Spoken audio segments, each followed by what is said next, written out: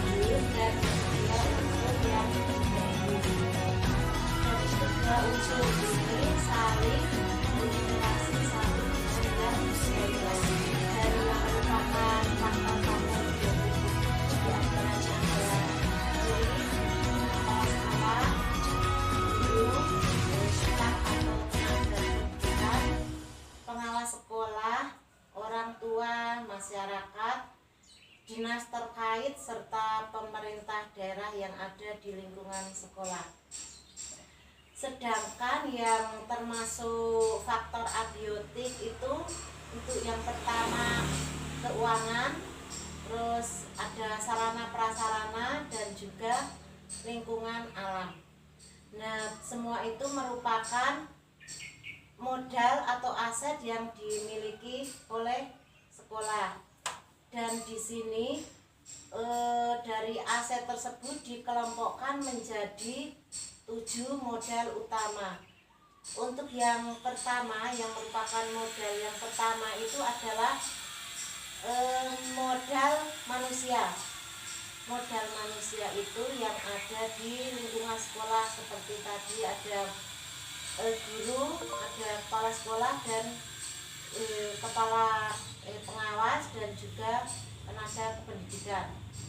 Terus yang kedua yang merupakan modal termasuk di anjurannya pada standar 4 yaitu tenaga kependidikan, kemudian kemuridan itu di standar 3.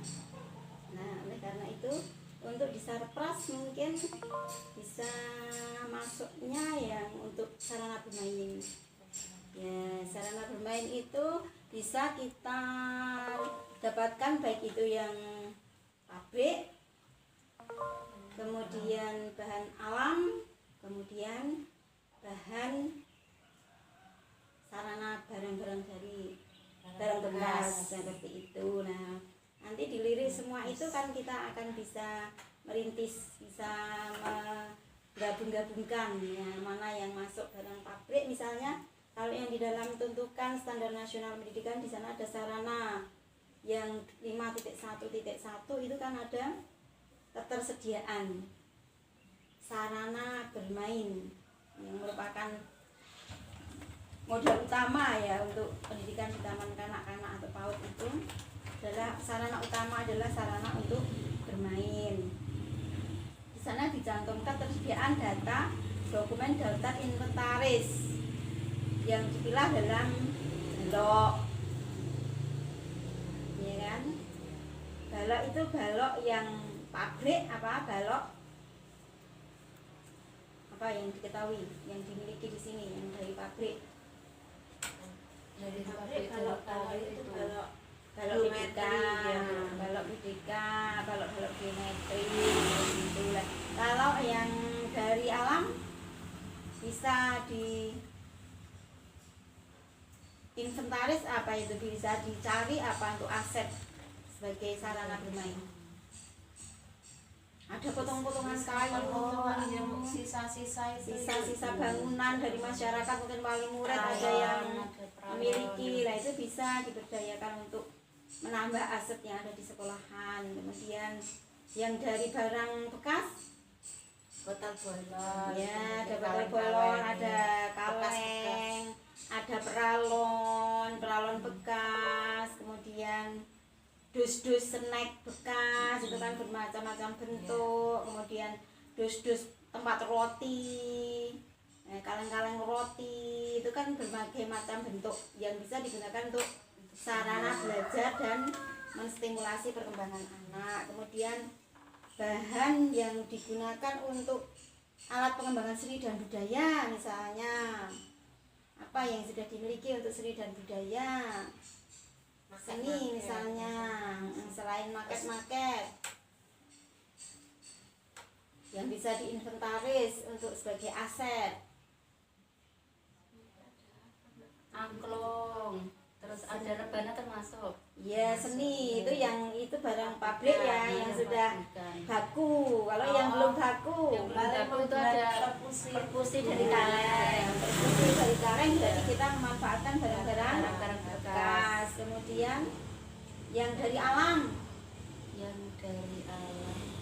biji-bijian, nanti dimodifikasi dengan barang-barang bekas. Kaleng-kaleng bekas diisi barang-barang alam, ada kerikil, ada pasir, ada itu nanti akan jadi media seni untuk anak-anak. Kemudian budaya setempat di sini, misalnya kalau pas panen, darah sulang, apa saja yang digunakan sebagai aset untuk menambah nuansa pengembangan anak. Kemudian di sana ada sarana untuk keaksaraan dan angka. Yang dari barang pabrik jelas, saya pabrik, market kartu kata dan sebagainya. Tapi kalau yang dari barang alam itu bisa dari kerikil, itu bisa berbagai macam benda alam yang bisa dibawa ke sekolahan, kemudian kita dokumentasikan di dalam tempat, kemudian kita beri nama seperti itu. Kemudian ada angka, misalnya Kalau angka misalkan dari bahan bekas itu kalender bekas atau iya biji-bijian bisa, kemudian dijumlah dikasih angka, bermacam-macam kartu angka dari kalender bekas dan lain sebagainya. Kemudian untuk barang-barang limbah yang bisa digunakan untuk keaksaraan dan angka, kita mengumpulkan bermacam-macam kardus bekas, kemudian pembungkus keluarga, peralatan keluarga, misalnya bungkus-bungkus untuk dapur, misalnya berbagai macam pembungkus. Kemudian nanti agar menjadi menarik kita beli apa? Di dalamnya kita masuki bahan-bahan limbah seperti Iya. parang, ya bisa seperti pai gerji itu. ya Nanti dibungkus dikemas. diberi apa daun-daun kering Iya. misalnya yang untuk bungkus hari ini, bungkus apa itu kan sudah menjadi kartu kata keaksaraan. Nah, keaksaraannya bisa langsung anak akan mengenal berbagai macam jenis makanan, misalnya makanan sehat, makanan tidak sehat. Nah, itu anak akan mengetahui. Kemudian kita dokumentasikan di sekolahan. Jadi terus kita gunakan. Kemudian berbagai macam untuk alat kebersihan, berbagai macam sampo misalnya. Kita berdayakan orang tua dari aset manusia tadi, manusia dari orang tua kita suruh mengumpulkan. Kita minta mengumpulkan berbagai macam peralatan yang digunakan untuk keluarga. Itu sudah menjadi aset yang murah dan meriah serta menarik bagi anak untuk digunakan bermain tanpa anak menanggung resiko. Resiko apa? Kalau barang-barang beli biasanya guru-guru banyak aturan, anak akan takut dalam manfaat. Tapi kalau barang-barang bekas, gurunya juga bebas, anaknya bebas memanfaatkan. Kemudian nanti sampai di rumah bisa Mencontoh, bereksplorasi lagi untuk mengembangkan apa, tumbuh kembang mereka, untuk tertarik lagi untuk bermain, mencari, bermain. Kemudian alat tulis.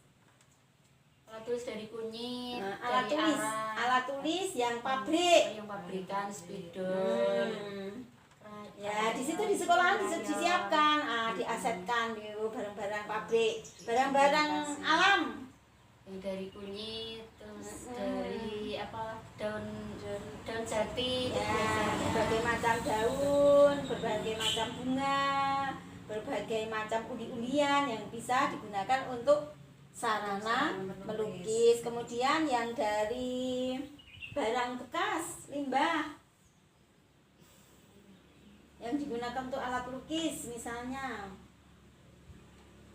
limbah melukis, misalkan lukis. pakai bulu ayam, Ya, alat kemudian barang bekasnya ada sikat, ada sisir, ada berbagai macam alat-alat itu yang sudah tidak digunakan. Kemudian sarana aset untuk bermain peran. Itu bisa limbah-limbah itu bisa gunakan barang pabrik, limbah-limbahnya limbah rumah tangga. Nah, jadi tidak harus beli. bekas itu Ya. ya jadi petani. Dari dapur kita liris orang tua. Kalau pas kita ada pertemuan orang tua itu kita tanyakan, mungkin ada limbah-limbah dapur yang sudah tidak pakai, alat-alat dapur misalnya panci, wajan yang sudah tidak dipakai ataupun yang dipakai tetapi terlalu banyak. Nanti sebagian dimasukkan ke sekolahan sebagai pohon apa ya Bu, perindang. Jadi sebelum kita mendapatkan dana mungkin diawali dari kita penanaman di lingkungan ini sebagai pohon perindang, supaya apa ya, tidak harus semua ketutup karena hanya mengingat itu pohon perindang. Mungkin ya di depan alhamdulillah sudah ada satu Bu, itu ya sudah bisa untuk aber-aber. Kayak nanti yang sebelah timur sana nanti kita insya Allah mencari yang lainnya. Itu mungkin itu ya ada apa ya Bu, ada nanti menggunakan biaya, tapi kan tidak sebanyak kalau kita menggunakan atap. Tapi alhamdulillah kemarin dari wali murid itu memang ya menginginkan seperti itu Bu, jadi mereka antusias sekali memikirkan